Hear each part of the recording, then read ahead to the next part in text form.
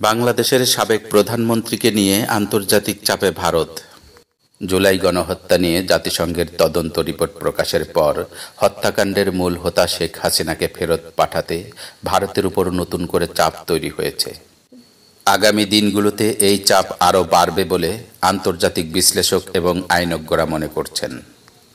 বিশ্লেষকরা বলছেন, হাসিনার বিচার প্রক্রিয়ায় জাতিসংঘকে যুক্ত করা গেলে নিশ্চিতভাবেই ভারত চাপে পড়বে। জাতিসংঘের রিপোর্টে ভারতের আশ্রয়ে থাকা হাসিনাকে জুলাই হত্যাকাণ্ডের প্রধান খুনি হিসেবে চিহ্নিত করার পর অন্তর্বর্তী সরকারের প্রধান উপদেষ্টা ডক্টর মোহাম্মদ ইউনূস আন্তর্জাতিক গণমাধ্যমে সাক্ষাৎকার দিয়ে সুস্পষ্ট জানিয়েছেন, আমরা শেখ হাসিনা এবং তার সহযোগীদের ফিরিয়ে এনে গণহত্যার দায়ে বিচার করব। অর্থাৎ ভারতকে এখন বিচারের জন্য হাসিনাকে ফেরত পাঠাতে হবে। বিচারের জন্য হাসিনাকে ফেরত পাঠানোর ব্যাপারে প্রধান রাজনৈতিক দল বিএনপি এতদিন একরকম নীরব ছিল। জাতিসংঘের রিপোর্ট প্রকাশের ২৪ ঘণ্টার মধ্যেই দলটির মহাসচিব মির্জা ফখরুল ইসলাম আলমগীর আনুষ্ঠানিক সংবাদ সম্মেলন করে বিচারের জন্য শেখ হাসিনাকে ফেরত পাঠাতে ভারতের প্রতি আহ্বান জানিয়ে বলেছেন, শেখ হাসিনাকে ফেরত পাঠান, গণহত্যার দায়ে তার বিচার করা হবে।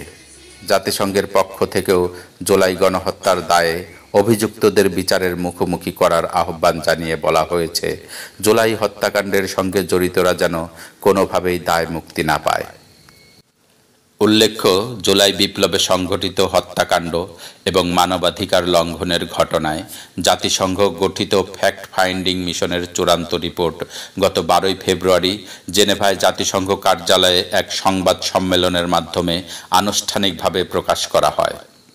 রিপোর্টে জুলাই হত্যাকাণ্ডের মূল হোতা হিসেবে ভারতের আশ্রয়ে থাকা বিতাড়িত সাবেক প্রধানমন্ত্রী শেখ হাসিনাকে দায়ী করে বলা হয়েছে, তৎকালীন প্রধানমন্ত্রীর পরিকল্পনা, নির্দেশনা এবং সমন্বয়ের মাধ্যমে জুলাই গণহত্যা সংঘটিত হয়েছে। তিনি আইনশৃঙ্খলা বাহিনী এবং গোয়েন্দা সংস্থার শীর্ষ কর্তা ব্যক্তিদের বিক্ষোভ দমনে হত্যার নির্দেশ দিয়ে বলেছিলেন, বিক্ষোভকারী ছাত্রদের গুলি করে হত্যার পর তাদের লাশগুলো গুম করে ফেল। জুলাই বিপ্লবে সংঘটিত হত্যাকাণ্ড এবং মানবাধিকার লঙ্ঘনের ঘটনাকে মানবতাবিরোধী অপরাধ হিসেবে আখ্যা দেওয়া হয়েছে জাতিসংঘের রিপোর্টে। জাতিসংঘের রিপোর্ট অনুযায়ী কমপক্ষে ১,৪০০ মানুষকে হত্যা করা হয়েছে। এর মধ্যে অন্তত ১৩% শিশু। আহতদের সংখ্যা হাজার হাজার। জাতিসংঘের এই রিপোর্ট প্রকাশের পর বাংলাদেশের ভেতর এবং বাইরে ব্যাপক প্রতিক্রিয়া তৈরি হয়েছে। শেখ হাসিনা সহ জুলাই হত্যাকাণ্ডের সঙ্গে জড়িতদের বিচার এবং হাসিনাকে ভারত থেকে ফেরত পাঠানোর দাবি জোরদার হচ্ছে।